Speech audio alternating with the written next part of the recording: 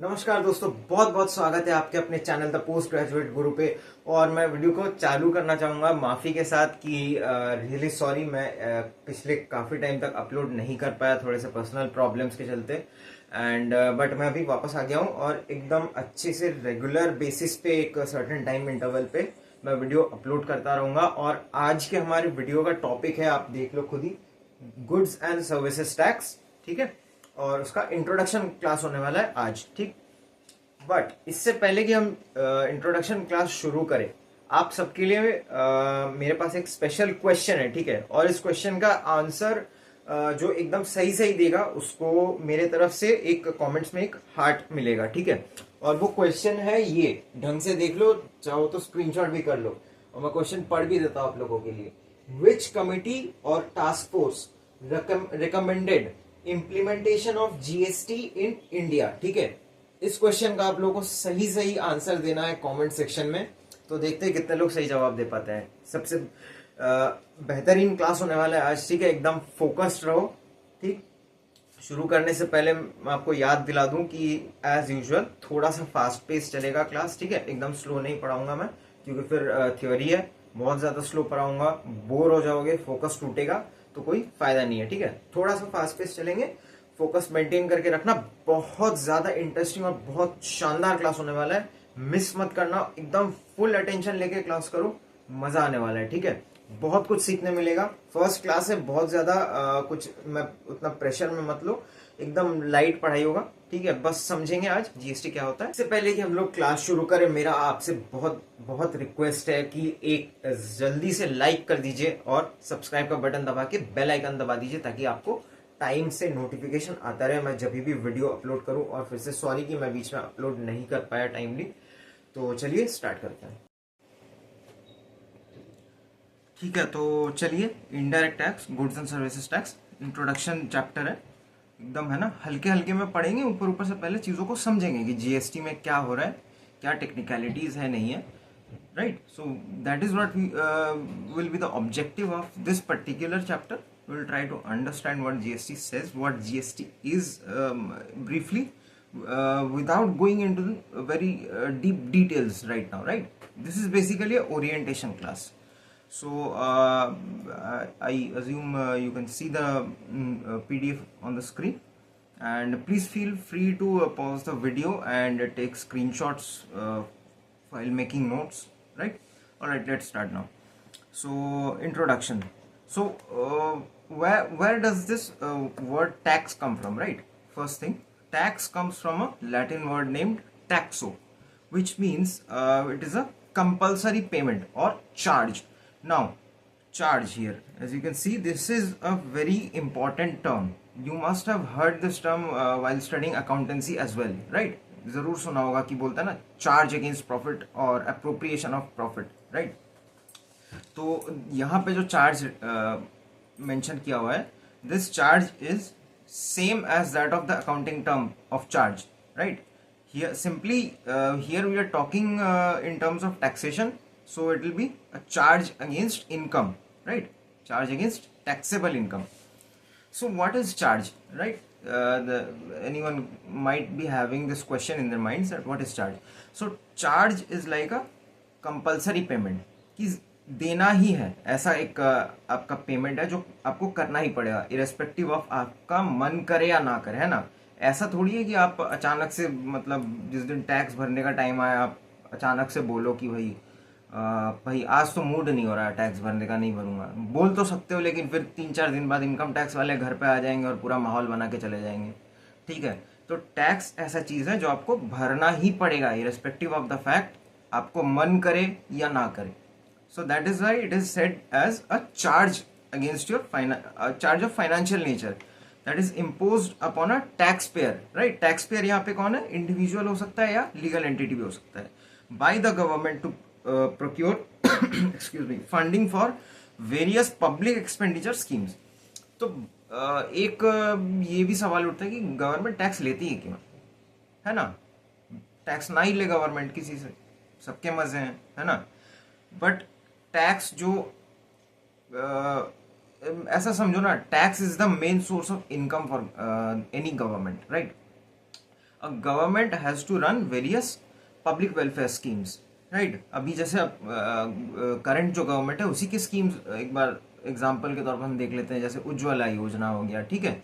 And then you have the health schemes where the government provides 5 lakh rupees of worth of treatment to the underprivileged section of society, right? So where does this money come from? This money comes from the tax collection revenue of the government. So government, when they need money, right, they have two main sources majorly, roughly speaking, right? One is the tax revenue that is collected by the government, and the second is taking loans from RBI or IMF and World Bank for developmental projects, right? So again, indirect tax constitutes the major portion of government's tax revenue, right? Direct tax से जितना सरकार को कमाई होता है ना, उससे ज़्यादा तो टैक्स कलेक्शन के प्रोसीजर में खर्चा हो जाता है सरकार का. तो डायरेक्ट टैक्स से मतलब ना के बराबर गवर्नमेंट को कुछ फ़ायदा हो पाता है. बट जो इनडायरेक्ट टैक्सेस हैं, जैसे कि जीएसटी हो गया करेंटली, इससे गवर्नमेंट मेन रेवेन्यू जनरेट करता है, ठीक है, और portion of the main revenue. तो आइए आगे देखते हैं. Since tax is a charge against income, failure to pay such tax will result in tax evasion and is punishable by law, right? Like I said earlier, charge of financial nature, so you have to compulsorily pay it, and if you fail to pay tax, it will be punishable by law. So next let's see what is GST. GST is a kind of indirect tax, right? Keep this in mind, indirect tax. This is a very important term again, right? As we are learning indirect taxes. And GST is the latest amendment in terms of indirect taxes, right? It is GST comes under Act. We will see all that in a later stage. But it is an indirect tax, and it was introduced by the government of India through an amendment in the Indian Constitution with an intention to replace the older indirect taxes such as VAT, excise, and service tax. So, like I said, GST is an act, right? And just like any other act, act is initially a bill which is presented in the upper and lower house of the assembly, right? The lawmakers vote, and that bill is then, if it is a vote, enough votes are cast in favor of the motion, then it is sent to the president for approval, final approval, right? And if the president approves the bill, then it becomes a act. Right, this is the basic structure of how a bill is passed and it becomes an act, and we will get into the details later on, right? So earlier indirect taxes, as you can see, some of the earlier indirect taxes which were replaced by GST are VAT, excise, and service tax. Though VAT and excise are still active in the state level, right? National excise has been abolished. VAT at national level is again replaced by GST, and so is service taxes. Service taxes are also replaced by GST. इससे एक चीज़ याद है, आप अगर ध्यान दोगे ना, पहले आपने मतलब आज से 5-7 साल पहले अगर कभी आपने मान लो कुछ प्रोडक्ट खरीदा हो, ठीक है, तो मान लो आपने एक बुक खरीदा, या बुक तो नहीं, आप यूँ समझ लो आप कहीं खाने गए, ठीक है, आपने कुछ रेस्टोरेंट से खाना मंगाया, तो वहाँ पे क्या होता था, वैट लगता था और सर्विस टैक्स लग जाता था आपको, अगर बिल पे अगर आपने ध्यान दिया हो. और अभी अगर आप रेस्टोरेंट में कुछ खाते हो ना, जो बिल बनता है वहाँ पे जीएसटी होता है. तो पहले के बिल्स में एक चीज़ ऐसा लिखा हुआ था, इंक्लूसिव ऑफ वैट या एक्साइज या सर्विस टैक्स, ठीक है. अभी के बिल्स में क्या होता है, इंक्लूसिव ऑफ जीएसटी लिखा होता है. क्यों? क्योंकि नहीं, जीएसटी ने अभी रिप्लेस कर दिया है पुराने VAT, excise and service taxes acts को, ठीक है. So however, VAT and excise still exist till date in various states, as there are few products that are not under the purview of GST. For example, alcoholic liquor for human consumption and petroleum, etc. So alcoholic liquor for human consumption and petrol are among some of the goods that are still not under the purview of GST, right? They are still governed by the VAT, state level VAT and excise taxes, right? I hope you have understood this initial introduction, and I'll move on to the next part, that is we are going to take a look at the previous tax regimes, right? So one of the previous tax regimes consists of central excise tax. Now what is central excise tax? Let's take a brief look at it.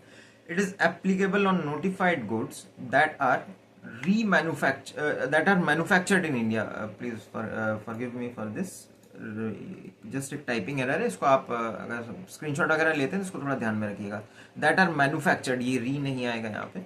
That are manufactured in India, payable by the manufacturers of the products but passed on to the consumers. Alright, so just like any indirect tax, the burden of excise tax is also shifted on to the consumer, right? The final consumer will bear the tax. So central excise tax provision dates back to 1944, that is pre-independence era, when central tax act was established, right? Currently, which is replaced by the GST Act. State excise still prevails as some products are taxed separately by the state and are not under the scope of GST. Like we discussed right here, this alcoholic liquor for human consumption and petrol are some of the products that are still not under the scope of GST. So on these products, VAT still applies. Alright, now coming on to state VAT, right? Again, this is, pay attention to this word, state VAT. So it is the state act for VAT. Obviously the on national level, VAT is replaced by GST, but some states still have, not some state, I would say every state has state VAT still active. That is why the best example to understand is that recently you must have heard about this. There was, this ruckus about the previous, a few years back, that petrol prices were increasing very rapidly, especially during the start of this Russia-Ukraine war, right? So that is affected somewhat by crude oil, but then again, when each state has state VAT tax, right? So every state is charging a certain amount of VAT tax on petrol, and it varies from state to state, right? So that is why you will find that each state has separate like price for petrol, right?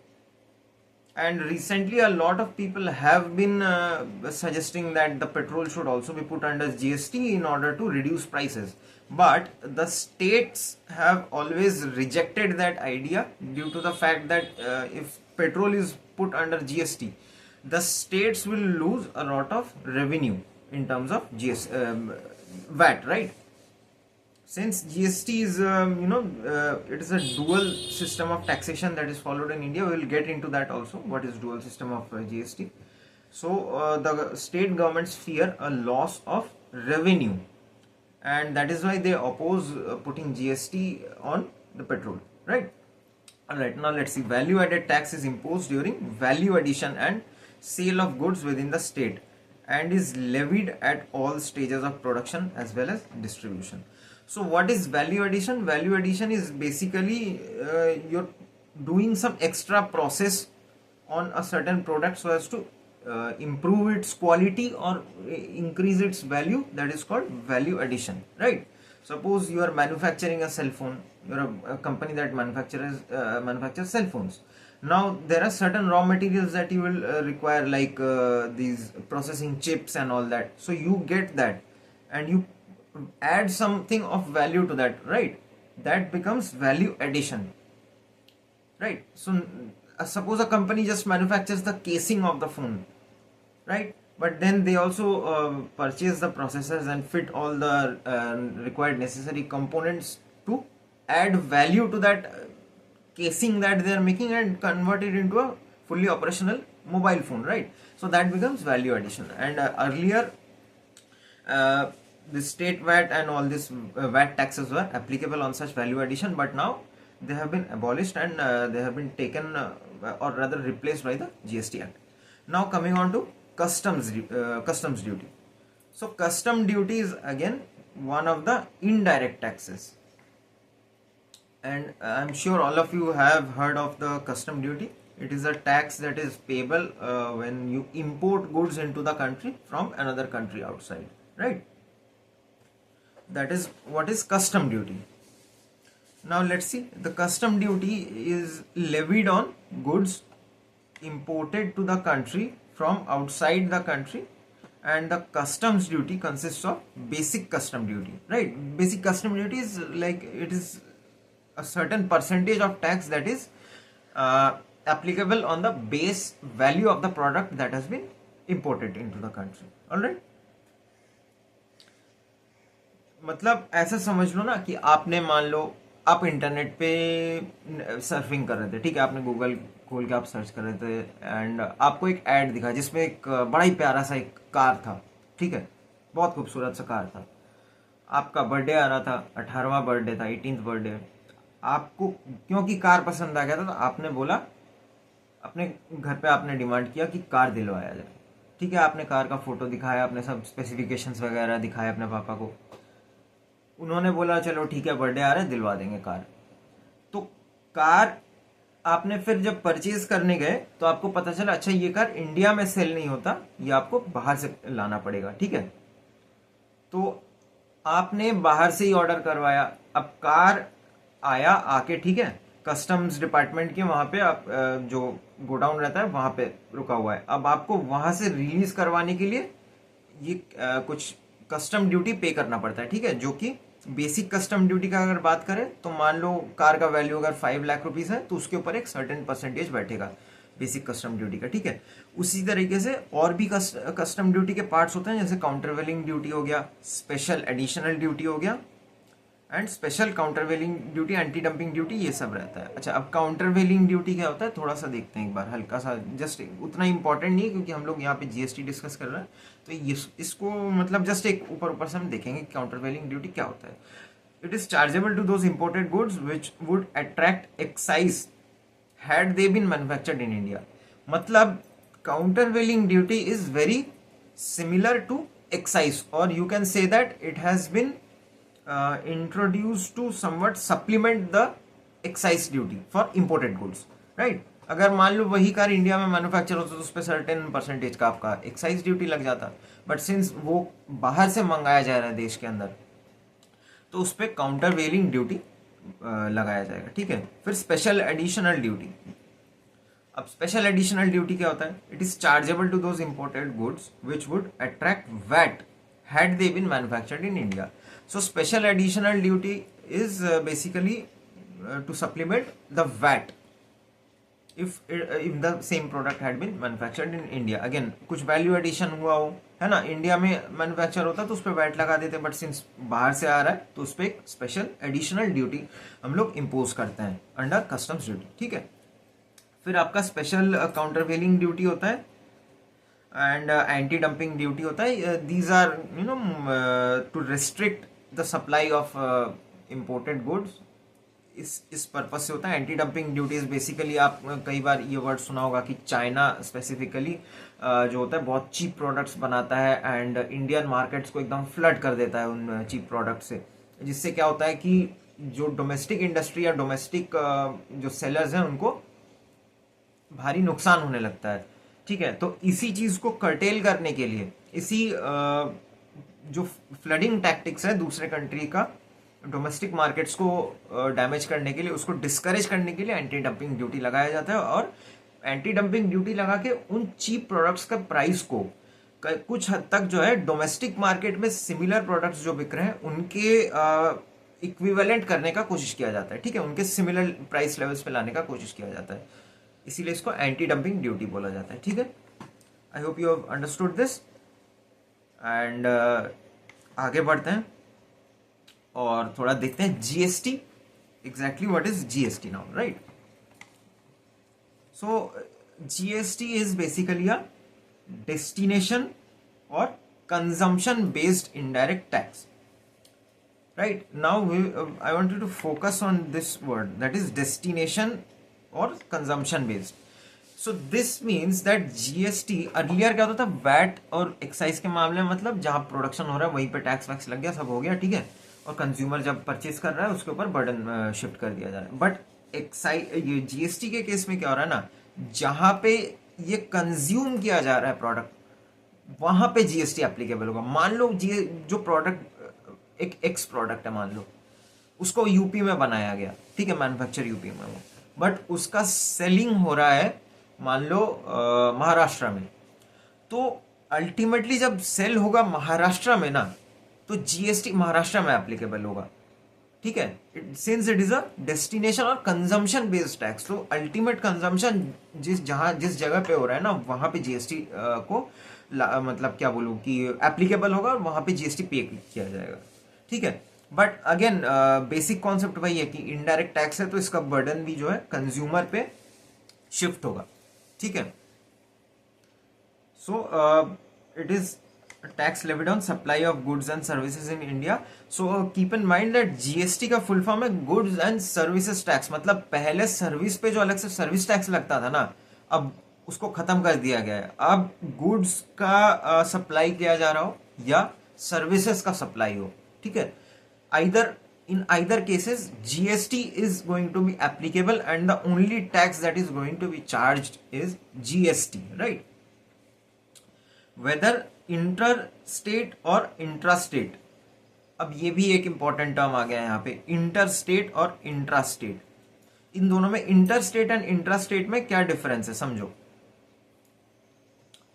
Interstate is basically, focus on the word inter. Inter means two different, right. Inter जैसे कई बार आपने ये term भी सुना होगा, commerce में पढ़ते पढ़ते कई बार सुनते हैं इंटर कंपनी कंपैरिजन, स्पेशली ये फाइनेंशियल मैनेजमेंट है इस टाइप के सब्जेक्ट्स में आपने ये वर्ड सुना होगा कि इंटर कंपनी कंपैरिजन। तो ये इंटर मतलब क्या है, दो सेपरेट एंटिटी या ऑब्जेक्ट्स बोल सकते हो। तो यहाँ पे इंटर स्टेट मतलब दो सेपरेट स्टेट्स, ठीक है।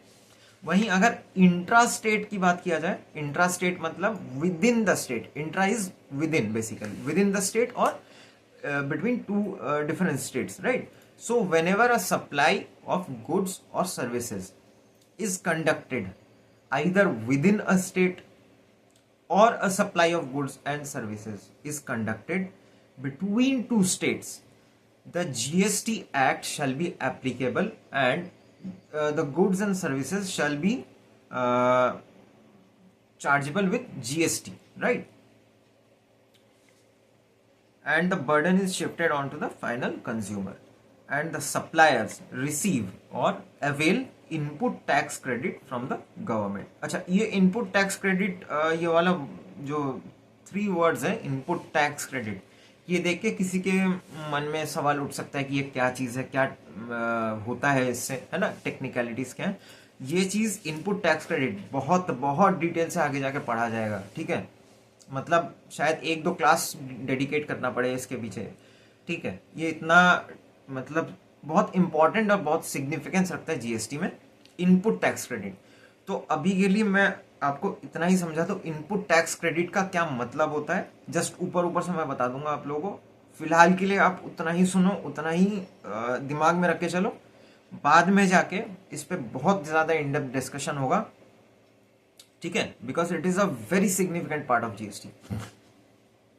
सो input tax credit is basically government, suppose you're a manufacturer, right? And to manufacture a product you have to buy some raw material, and again when you are buying a raw material, that raw material will be subjected to GST. that raw material purchase rather will be subjected to GST. मान लो आप आपने 100 rupees का raw material खरीदा और हो सकता है उसके अंदर आपको 50 रुपीज के लायक GST पे करना पड़ेगा रॉ मटेरियल में, ठीक है। टोटल 100 रुपीज उसका आपने पे किया रॉ मटेरियल पे, जिसमें से 50 रुपीज उसका एक्चुअल वैल्यू था रॉ मटेरियल का और 50 रुपीज आपने टैक्स मतलब उस पर टैक्स लगा, तो टोटल आपने 100 रुपीज पेमेंट किया। अब उस 100 रुपीज के ऊपर आप फर्दर जो रॉ मटेरियल है उसके ऊपर आपने फर्दर प्रोसेसिंग किया करके आप उसको बेच रहे हैं, ठीक है। अब जब बेचने जा रहे हैं तभी भी तो आपको GST तो पे करना ही पड़ेगा ना, भले उसका पैसा आप कंज्यूमर से वसूल लेते हैं, ठीक है, बट गवर्नमेंट को आपको देना पड़ेगा।